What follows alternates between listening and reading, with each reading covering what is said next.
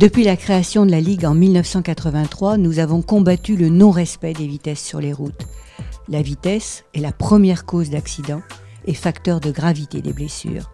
En 1984, suite à un procès contre Citroën, Giraudy et RSCG, nous avons obtenu un accord pour mettre fin à l'apologie de la vitesse dans les publicités automobiles.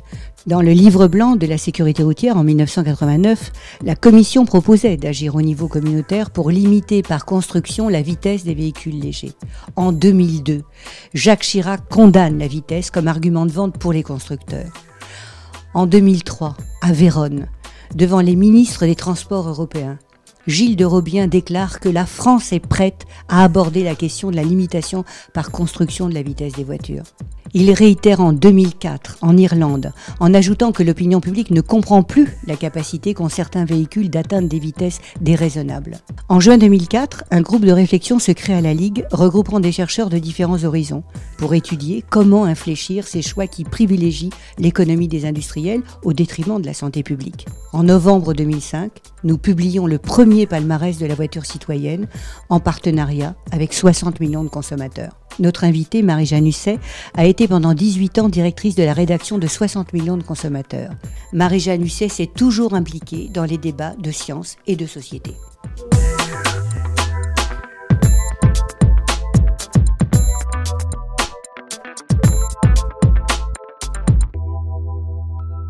Pourrais-tu nous expliquer pourquoi cette démarche t'a intéressée à l'époque ?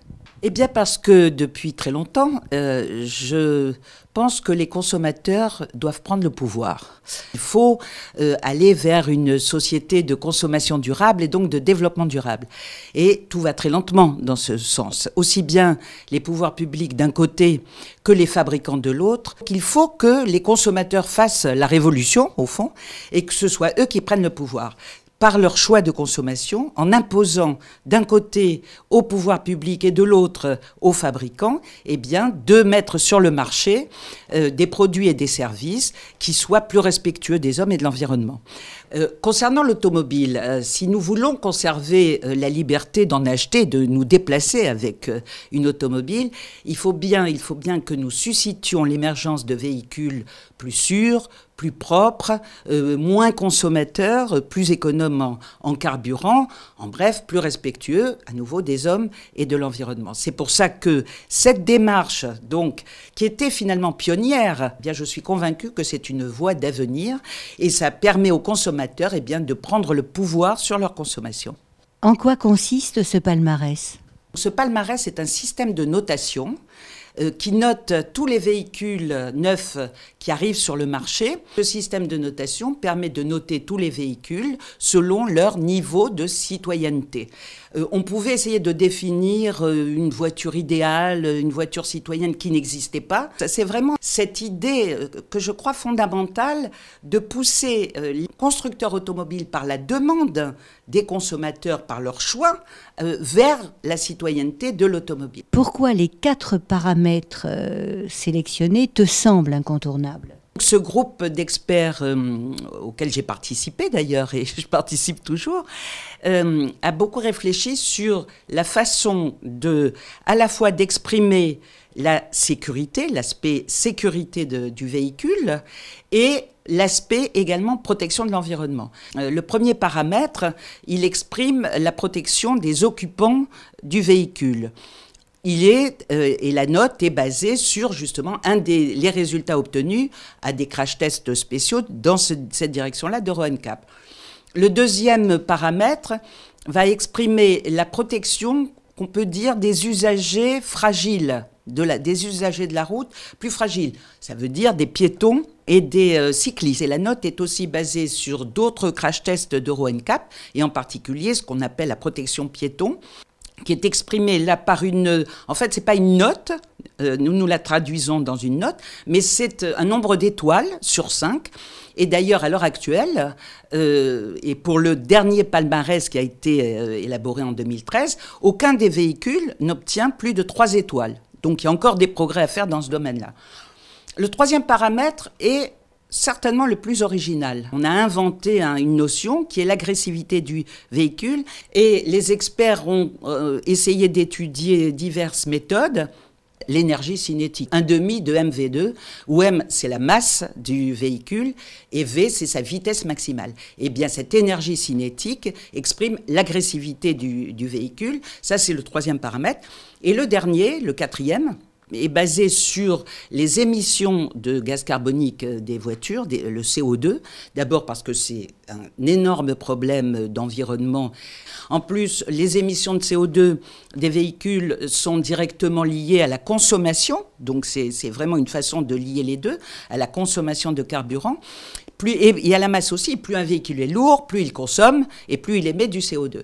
Alors, les émissions de CO2, les normes pour exprimer les émissions de CO2 à l'époque n'étaient pas généralisées pour tous les véhicules. Et donc, les experts se sont basés sur les données de l'UTAC. La consommation en cycle urbain a été choisie. Les 4 paramètres additionnés aboutissent à une note sur 20. On s'est, dès 2005, évidemment, pour le premier palmarès, interrogé sur la façon de traiter les véhicules diesel, parce qu'il y avait déjà, évidemment, la question des émissions de particules fines. Et comme il n'y avait pas encore l'obligation des filtres à particules pour tous les véhicules, les experts ont décidé de pénaliser les véhicules qui n'étaient pas dotés de filtres à particules en retirant le 1 point à la note finale. Ce palmarès a évolué depuis 2005.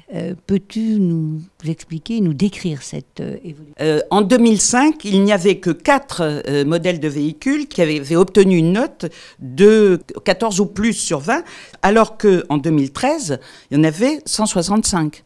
Donc on voit quand même qu'il y a une amélioration certaine des résultats, enfin de la citoyenneté des véhicules. Mais le palmarès, il va beaucoup plus loin. C'est-à-dire, quand on le regarde sur la durée, eh bien, on s'aperçoit que ce palmarès permet de donner non seulement une analyse assez fine de l'évolution de l'industrie automobile, concernant déjà le nombre de modèles. On voit que les constructeurs ont multiplié le nombre de versions et de modèles. Si on regarde l'évolution de la consommation moyenne cette fois, elle a été réduite. Ça, c'est notable, aussi bien pour les véhicules diesel que pour les véhicules à essence. Mais la masse des véhicules, elle, a augmenté. Il y a eu quand même une baisse de la consommation moyenne, ce qui veut dire qu'il y a eu quand même des progrès qui ont été faits sur les motorisations. Mais ces progrès, ils ont été gâchés, finalement, par toute la mise sur le marché de véhicules qui sont beaucoup plus lourds et inutilement puissants. Ça veut dire que les progrès auraient pu être utilisés dans le bon sens pour mettre sur le marché des véritables véhicules beaucoup moins lourds, donc encore moins consommateurs et donc moins émetteurs de CO2 et des véhicules beaucoup moins puissants, beaucoup moins rapides et donc sûrement plus sûr aussi. Le palmarès doit-il prendre en compte les nouvelles préoccupations concernant l'environnement ? La question, c'est comment traiter les véhicules diesel. On voit que la pollution par les particules fines, elle est vraiment maintenant au centre des préoccupations. Il faut qu'on traite cette question-là. À l'époque, au début, on l'avait traité en pénalisant les véhicules qui n'étaient pas dotés d'un filtre à particules, mais enfin, on voit bien que ça ne suffit pas. Donc, il faut vraiment qu'on travaille sur cette question-là, qu'on interroge d'autres experts des particules fines, qu'on analyse toutes les conditions et qu'on voit peut-être qu'il faut faire un deuxième palmarès, par exemple, en séparant, en traitant un palmarès pour les véhicules à essence et un autre palmarès pour les véhicules diesel. Deuxième point qu'il faudra aussi faire intervenir, c'est les autres sources de pollution des véhicules automobiles, c'est-à-dire la pollution par les oxydes d'azote. Ça, à l'époque et encore pendant longtemps, on n'avait pas de moyens d'en tenir compte. Peut-être qu'il faut suivre l'évolution et que dès qu'on pourra le faire, et avec une méthode et un système d'évaluation qui s'applique à tous les véhicules, on pourra le faire intervenir. Maintenant, et là, c'est moi qui réfléchis, on pourrait alors donner une série d'indications aux consommateurs, c'est-à-dire à l'acheteur de véhicules, pour l'aider dans ses choix. Ça, c'est très difficile. Mais on peut imaginer qu'on lui donne comme information, à condition qu'on arrive à avoir l'information la plus fiable possible, le lieu de production. On avait déjà donné dans le palmarès, et ça c'était important, le classement pour les assureurs, c'est-à-dire qui donne une idée de la prime d'assurance que l'acheteur aura à payer selon le véhicule évidemment qu'il achète. C'est une information importante au moment de l'achat. Merci pour toutes ces réponses que tu as apportées. Au revoir et à bientôt.